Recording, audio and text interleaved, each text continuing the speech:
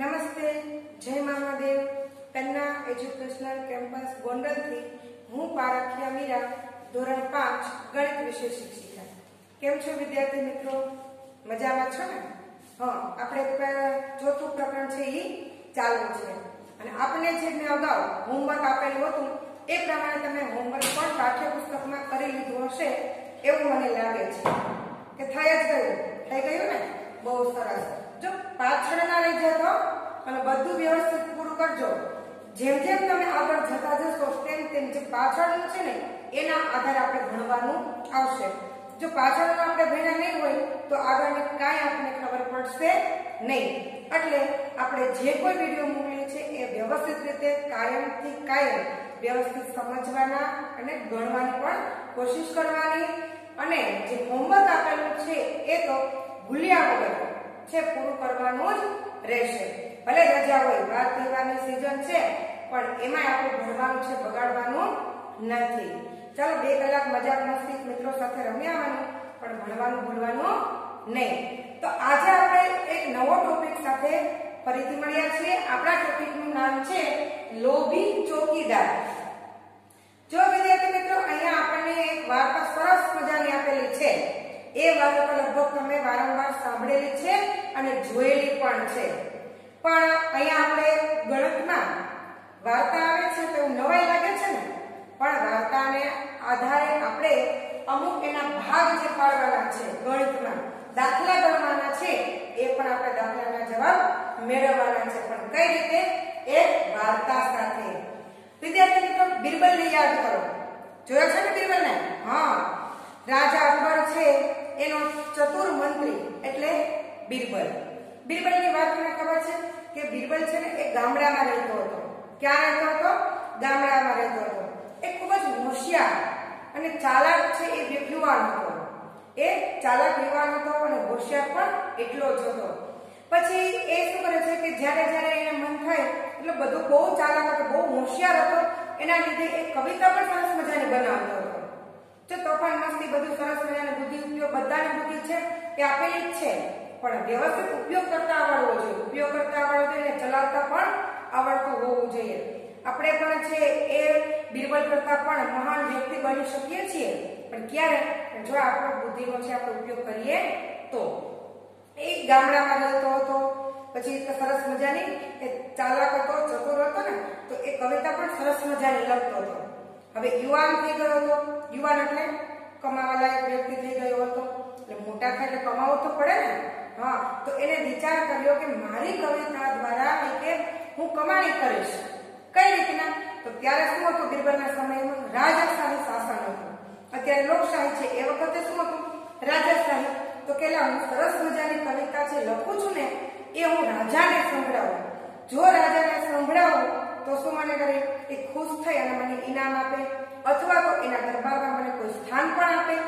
એવી છે આશાએ પોતે પોતાની જે લખેલી કવિતાઓ છે એ લઈને અકબર પાસે એટલે કે રાજાના દરબારમાં જવાનો એ વિચાર કરે છે।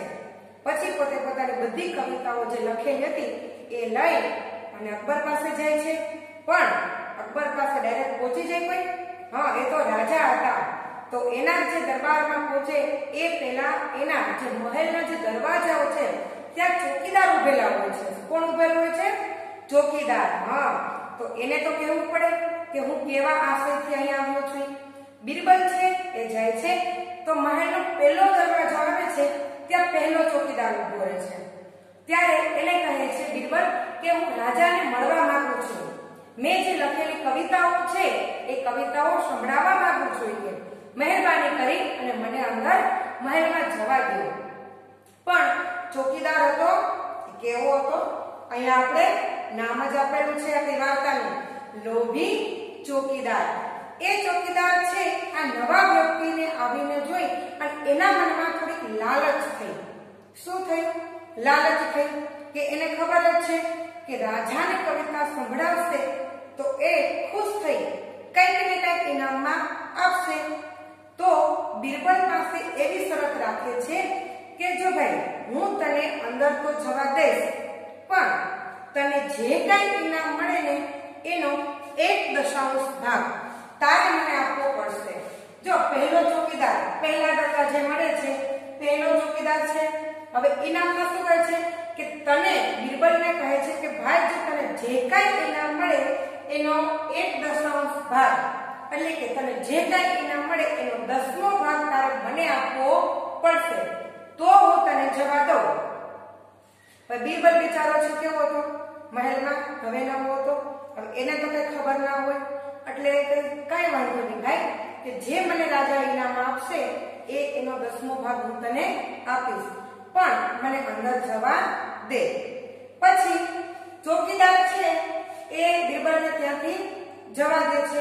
આગળ એ જાય છે, પછી એ વિચાર કરે છે કે જો આ વ્યક્તિને એને સોનાના 100 સિક્કા મળશે તો મને કેટલા મળશે કે કેટલા બિરબલને જો ઇનામમાં સોનાના 100 સિક્કા મળે તો કે મારા ભાગમાં કેટલા આવશે, એને કેટલામો ભાગ માંગેલો તો કે 1/10 એટલે 100 સિક્કાના 10મો ભાગ છે તે કોને મળે, ચોકીદારને। તો આપણે ગણતરી કરીએ કે 100 સિક્કાનો 10મો ભાગ એટલે કેટલા સોનાના સિક્કા થાય। અહીંયા આપણે કરીશું 100 સિક્કા, કેટલા છે સિક્કા 100 એનો 10મો ભાગ એટલે કે 1/10 ભાગ 1/10 એટલે 100 એકો 100 100/10। હવે તમને આ સ્ટેપ તો લખતા આવડી ગયું છે, આમાં તમને કઈ મુશ્કેલી નથી। 100 ગુણ્યા 1 એટલે 100 એના છેદમાં 10 એટલે 100 ભાગ્યા 10 100 ભાગ્યા 10 અથવા તો તમે છેદ ઉડાડો તો પણ ચાલે। જો ઉપર બે શૂન્ય છે તો પાછળનો શૂન્યને ઉડાડો, વચ્ચે નહીં લેવાના। શું સમજાય છે ને? હા।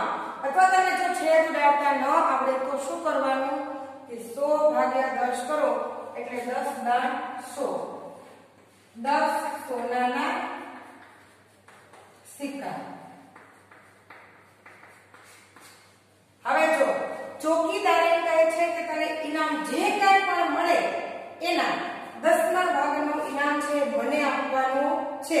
વિચાર કરે છે કે જો શબ્દ શું છે જો એને ઇનામમાં રાજા છે એ સોનાના 100 સિક્કા મળે તો મારા માટે તો કેટલા સિક્કા આવે છે?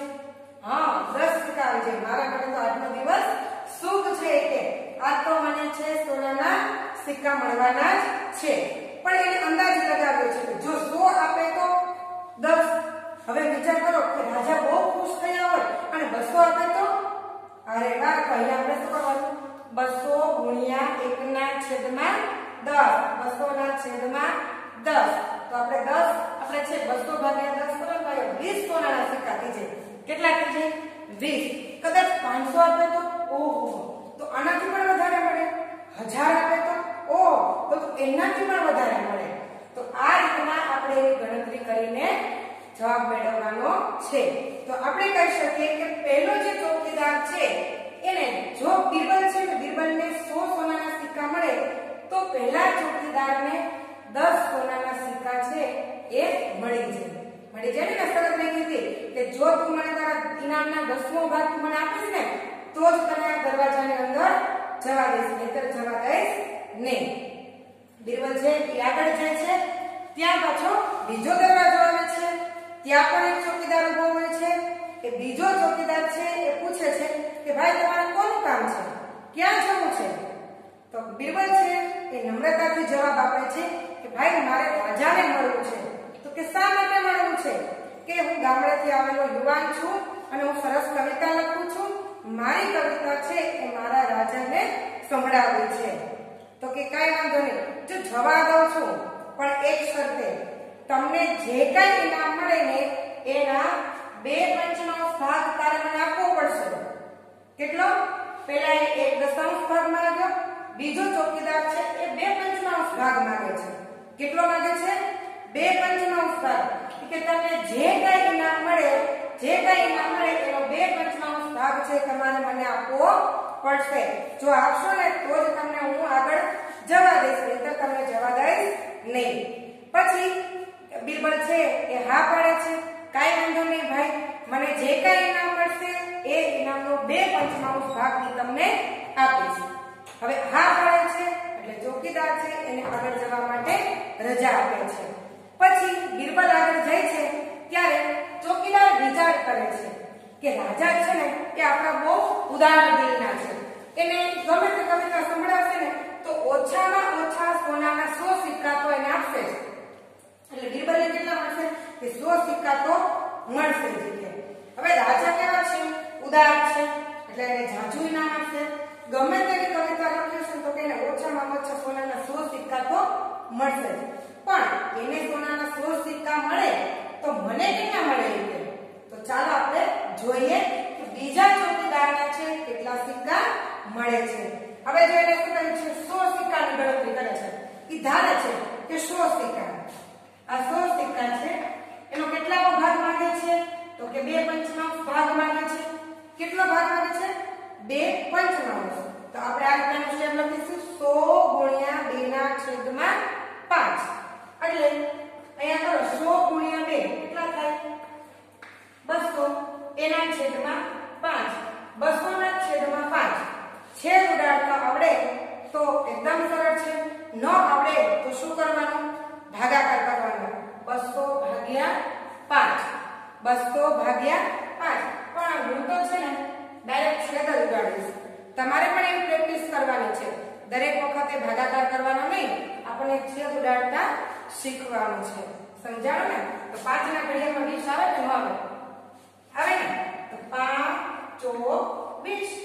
હજી જો શૂન્ય હોય આપણે શું કરીએ? ભાગાકાર લખીએ ત્યારે શૂન્યને નીચે ઉતારે, પણ શૂન્ય ઉતરે અને આ ભાગમાં શું છે? ભાગાકાર શેનાથી કરવાનો છે? 5 થી. હવે શૂન્ય હોય આપણે ભાગાકાર 5 થી કરવાનો તો ભાગ હાલે ન ચાલે ને? તો આપણે ભાગફળમાં શું મૂકીએ? શૂન્ય મૂકીએ. શું મૂકીએ? શૂન્ય. તો કેટલા થયા? 40 સોનાના સિક્કા. જો બીજો ચોકીદાર છે એ 2/5 ભાગ માંગે છે, ત્યારે જો રાજા બીરબલને છે એ સોનાના 100 સિક્કા આપે તો બીજા ચોકીદારના ભાગમાં છે એ 40 સોનાના સિક્કા છે એ જતા રહે. પહેલા એને 10 આપવાના છે, જો 100 મળે તો એમાંથી 10 આપવાના, બીજા ચોકીદારને 40 આપવાના. વિચાર કરો, 100 ના 100 મળે તો 10 ને 40 50 તો જતા રહ્યા. હવે કેટલા વધે? તો કે 50 વધે. જો 100 મળે તો હા, તો આપણે જોવાનું છે કે હજી બીરબલ તો એના માટે શું આવે છે? તો બીરબલ છે એ ફરીથી આગળ જાય છે તો ફરીથી એક દરવાજો આવે છે, ત્રીજો દરવાજો. કેટલામો થયો એના માટે? ત્રીજો દરવાજો. દરેક દરવાજે ચોકીદાર ઊભા હોય છે. ત્રીજો દરવાજો આવે છે, ત્યાં પણ ચોકીદાર ઊભા છે અને ચોકીદાર પૂછે છે, ભાઈ તારે ક્યાં જવું છે? કે ભાઈ મારે છે એ રાજાને મળવું છે. શા માટે? તો કે રાજાને મેં લખેલી કવિતાઓ છે એ મારે એને સંભળાવવી છે.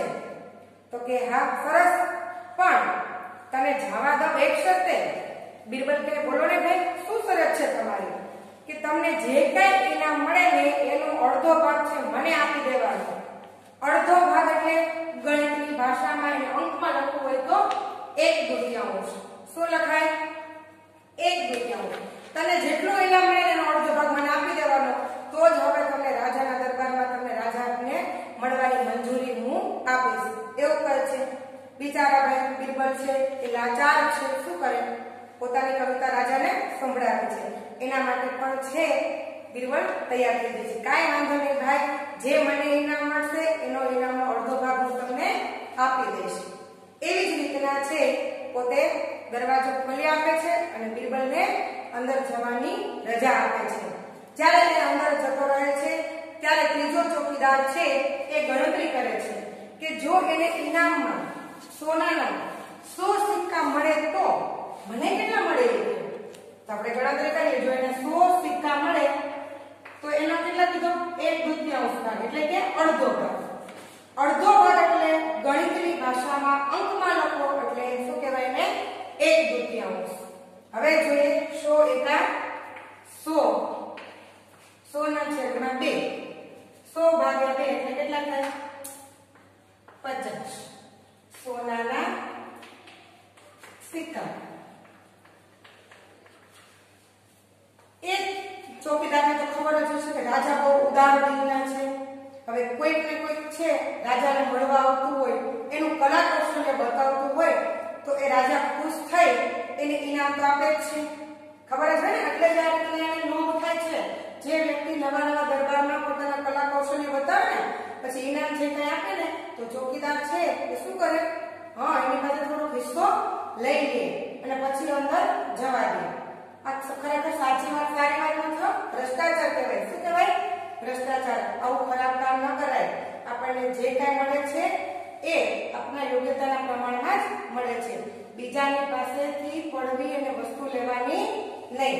હવે જો એમ થાય કે સોનાના 100 સિક્કા મળે તો અડધા મને આપશે, તો અડધા કેટલા થાય સોનાના 100 સિક્કાથી? હા 50 થાય.